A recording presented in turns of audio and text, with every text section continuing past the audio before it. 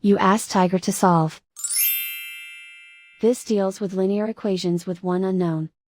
The final result is x equals 7. Let's solve it step by step. Group all x terms on the left side of the equation. Add 2x to both sides. Group like terms. Simplify the arithmetic. Group like terms. Simplify the arithmetic. Group all constants on the right side of the equation. Add 15 to both sides. Simplify the arithmetic.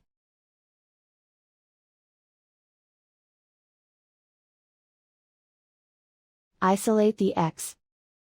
Divide both sides by 4. Simplify the fraction.